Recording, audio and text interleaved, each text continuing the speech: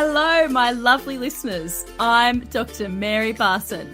And I'm Dr. Lucy Burns. Welcome to this episode of Real Health and Weight Loss. Hello, lovely listeners. Dr. Mary Barson here with you today. We have a fabulous topic today on self-care and self-soothing, and I am joined by my amazing colleague, Dr. Lucy Burns. How are you, Dr. Lucy? I am super well, Mares, super well, having really had the most gorgeous weekend with some self-care practices in, and having a little ponder about this topic because I think it's really important. And, you know, we talk a lot about self-care at Real Life Medicine. In fact, you know, we would go on to talk about the idea that, as you know, even though we spend a lot of time talking about weight loss, the way to be able to lose weight permanently is really about caring for your body and your mind. Yes. I think this topic is particularly topical for me because I had a great weekend as well. It was a long weekend that's just gone past in Victoria, and I spent the majority of it on self-care, but it was self-care that kind of sucked at the time.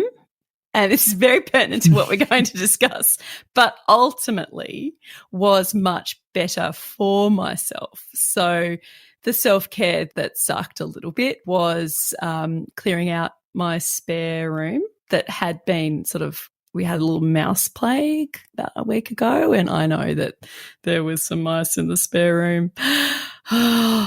And basically didn't have time until the weekend to sort it out. Really did not want to do that, but did it and taken off my cognitive load. Much, much better. It was a very kind act to current and future Mary. And also dealing with back pain that I've had with pregnancy, going to the physio, which wasn't too bad, but was certainly a bit painful at the time, getting myotherapy and making sure that I do my exercises. And the exercises are actually a bit uncomfy. They bring on the pain, but ultimately are going to help solve the problem.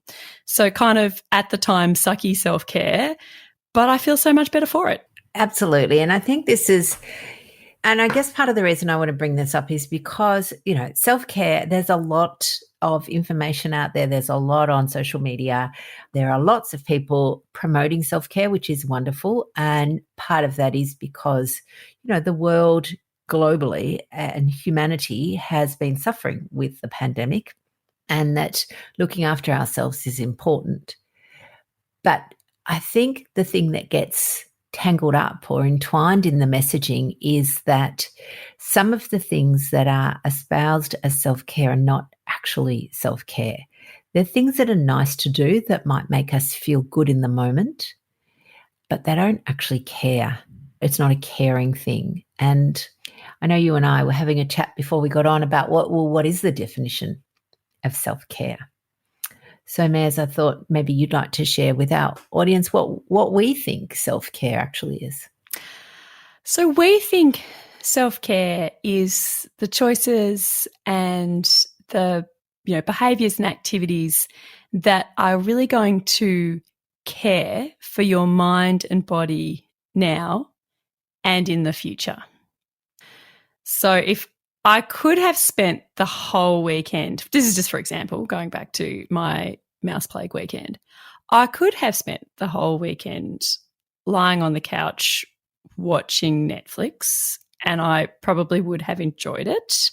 I would have been resting. My back would have been okay. I wouldn't have to deal with the icky reality of, clearing out the, mice carnage.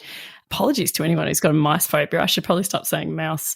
I do really do. And also for our listeners to know that Dr. Mary lives in the country. Yes. And country life is full of mice. Totally. Yeah, absolutely. I'd like to put some context in there. It's not that I live a particularly messy life. We were just unlucky. Lots of things with that's been going on with the rains and and sort of the local environments, it's happening to us and all our neighbours. So it's around our side of the country, it's a very common problem. So they're not just picking on me specifically. Yeah, so if I had sort of just dived into self-soothing and spent my weekend watching telly, having bubble baths, eating chocolate, I probably wouldn't have drunk wine because I'm pregnant. And in fact, I wouldn't have eaten chocolate because I'm low carb, just using that as an example. Actually, it really wouldn't have been self-care, because come Tuesday morning, I would still have all of these problems that I hadn't dealt with, and my mind and my body would be in a worse state for not having been cared for over the weekend. Absolutely. So what we're going to talk about over the next rest of this podcast is the fact that we have self-care, we have self-soothing, and then there's an overlap. And some things that are soothing to us that make us feel good are also self-care. But some of the things that we do to feel good are not actually self-care. And there are people, companies, influencers, promoters, all sorts of people dressing up some of the self-soothing as being self-care. And the purpose of this podcast is not to judge, but just to highlight so that people are aware that there is a difference. Yes, there's nothing wrong with self-soothing, but if that's all that you do and that you don't also engage in some self-care, then your mind, your body, your health, even your weight will be the worse for it. Absolutely. So let's play a game, Maz. Let's list, we'll take it in turns to list some things that we consider to be self-care. All right, self-care versus self-soothing. Got it. All right, self-care. Going to the doctor and getting those fasting blood tests, a referral for a mammogram or a pap smear. Absolutely. Saying no to somebody who's perhaps asked you to do a job, which you might want to do, but you know that you're at your limit. Boundaries, good.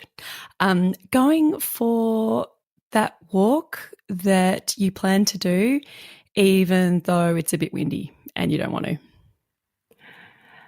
Resting your body because it's sore. Having a lovely, nourishing meal. Absolutely. In fact, we say this often. Eating real food and cooking real food is an act of self-care. Going to bed in a timely manner that actually gives you the opportunity to have, somewhere between 7 and 8 hours of sleep a night. Good. Not buying that super expensive pair of shoes that you can't actually afford. Absolutely. Now, here's a list of things that are both self-care and self-soothing, because I think we'd all say that none of those things are particularly soothing. Going to the doctor for your blood test form, going to the dentist is not very soothing. Saying no to yourself about the shopping that half of you wants to buy, that's not very soothing. But it is very good care for you and future you. So then some things that are actually soothing and constitute self-care as well. What have you got there for us, Maz? Having a lovely cup of tea. Absolutely. I would say deep breathing does both. Yeah. Going out and enjoying nature, even if it's just sitting in your garden looking at the flowers. Beautiful.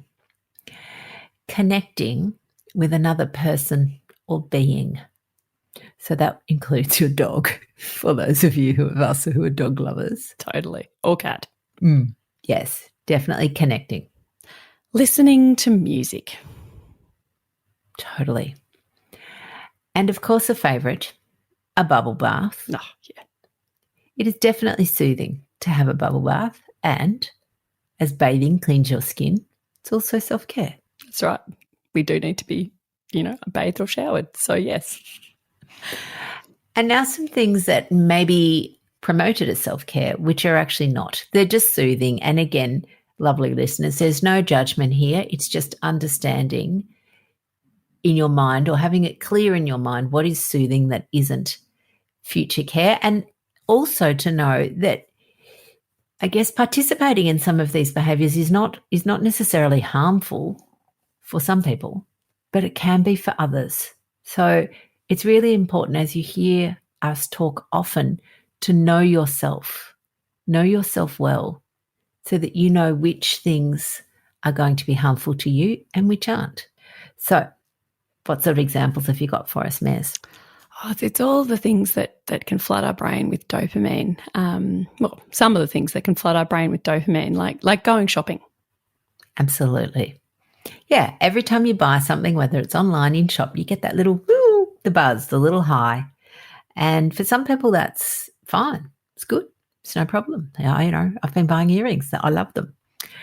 If I was to buy earrings and not be able to afford my mortgage, then I'm no longer acting in any form of self-care. It's now harmful. I would say, drinking wine after work. Eating chocolate. So sitting down, having a block of chocolate to soothe yourself. Yeah, and telling yourself that it's a treat. So the idea, again, this treating yourself line, it's part of self-soothing, and working out that for some people it's not actually a treat. In fact, probably most people. Our bodies are such forgiving beings. They, the lovely liver deals with many things. But if people are being told that eating donuts is self-care or a treat, they're being misled. And I often use that donut example because, and I think it might even be on our website, I've just got this great picture, which is a box of donuts, and smacked on the front of it, it says, "You deserve a donut." It's a very pervasive message. Yeah. It is. I reckon another self-soothing activity that doesn't necessarily come under the auspices of self-care is scrolling on social media. Absolutely. And I mean, I'm presuming these days that most people know that the algorithms in social media are designed to, hook us in, to give us that little bit of dopamine hit. That's the whole point. And it certainly has the potential to be harmful, as does playing games on your phone.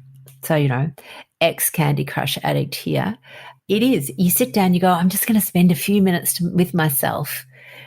And then you get out the phone and, 2 hours later, you're still playing. Yeah, that's right. Hunched in with some really bad posture. Yeah. Yeah. And part of the reason that we do it is we kind of get embroiled in the game. We don't have to think about what's going on in busy life. So it becomes almost, there's some sort of soothing and a distraction to whatever else is going on. And little bits of dopamine hit too. They are designed to do that. Another one that I think is a much bigger problem than perhaps many people realise, and as GPs, we know this, Lucy, is gambling. Yeah, and very much certainly normalised within young men because of the advertising that goes on. If you ever watch we're quite big AFL fans in our house. So once the footy's on, for our American listeners, that's Australian Rules Football. It's a wonderful game to watch. It's very engaging, and the advertising is heavily around both alcohol and gambling aimed at young men, and completely normalised it. Yeah. My partner Patrick's very sporty, both in terms of, loving to watch it and play it. And all of the sport that he watches on TV is saturated with gambling. And now you mention it, yeah, also alcohol ads. Yes, and it is this normalising of this self-soothing that becomes then problematic. And again, please, listeners, don't think we're judging. It's not. It's really just about working out that engaging in this behaviour may have some harmful effects. And, these sneaky companies, they sort of shirk their responsibility by writing down the bottom with a tiny, tiny writing, gamble responsibly, drinking in moderation, all of those things, which basically it's like, oh, good, I don't have to deal with that now. We've made a product that hooks you in, that makes you feel good in the moment, that is soothing to you. We market it, magnificently. And then if you use it too much, well, that's your problem because we told you be responsible. Yes. but they also design it to all of these programs like the poker machines are designed to suck us in, to saturate our brains with dopamine and keep us hooked. Just like food companies make hyperpalatable foods that hit our bliss point, that give us a maximum dopamine hit, that make them much more likely to be addictive. So we've got marketing mischief and tricks from vested interests and industries that want our money. And then we've got this self-soothing being dressed up as self-care. And it's nothing, like we said, there is absolutely fundamentally nothing wrong or evil about sitting on the couch and having a block of chocolate if you really want to, and if it's not going to be too damaging to your health goals. However, it isn't self-care. And if you really want to care for your mind and body now, and most importantly in the future, because I think the main point of self-care is being kind to future you. I dealt with the thing that I won't talk about again on the weekend in the spare room because I was being kind to future Mary. I certainly wasn't being kind to present Mary. I did not enjoy that experience, but I was being kind to future Mary. And Tuesday Mary was so grateful to Sunday and Monday Mary for the work that she had put in. And it is about being kind to future you. Being kind to future you, you got to bring it down to the other side of the Venn diagram, which is the self-care side. Absolutely. So, lovely listeners, we have a blog post on this, which we will link at the bottom of the show notes. And in it, there's the Venn diagram that we've got. It's not an exhaustive list, but it does give you the idea that there is two circles and they intersect. One circle is self-care, one circle is self-soothing. The intersection is bits that both soothe and care. We would encourage people to spend their self-soothing in the middle of that Venn diagram. Okay, again, it doesn't have to be perfect, but it is never anybody's fault if they head down the self-soothing path in behavior that is harmful, because, and this is the tricky thing, nobody starts off with an alcohol problem. Okay, nobody starts off drinking 2 bottles of wine a night. It never starts like that. It always starts with a little bit. That's where it becomes tricky. So you do, as I said, you need to know yourself.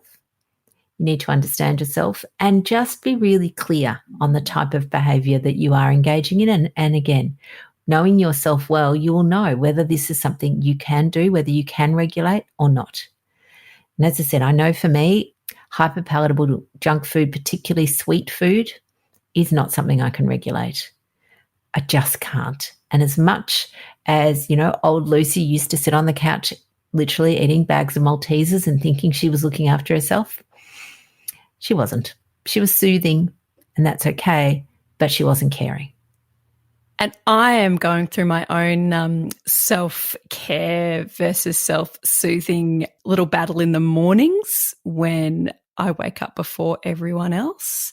And I'm a bit more tired than I used to be with being pregnant and not sleeping as well as I'd like. And every morning I have this little battle.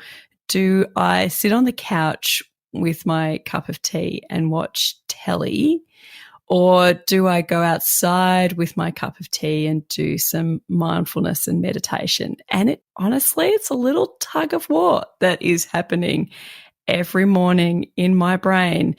And I probably am doing the telly about twice a week, and the rest of the time I'm going outside and doing my mindfulness, and no prizes for guessing, which one sets me up for a much better day. I know. And I think, the thing is though, that because the tally gives you bigger dopamine hit. So again, at the end of the day, humans are just trying to feel better. That's our kind of one of our goals, feel better. And there are things out there that give us bigger dopamine. But what they do is they give us more pleasure in the moment, but they can rob you of your joy for the rest of the day. And so it's no wonder that it's a tug of war. It's sometimes self-care is not easy. That's the whole thing. It isn't just bubble baths and candles. It is actually making those hard decisions that you are looking to care for the present you, and the future you. And sometimes we get them right and sometimes we don't. And again, it's okay. Totally okay. It's just about moving forward. Keep going. Good. Wonderful. All right, lovely listeners, that's it from us for this week. We look forward to joining you in the future. Have a wonderful, wonderful week. Bye, guys.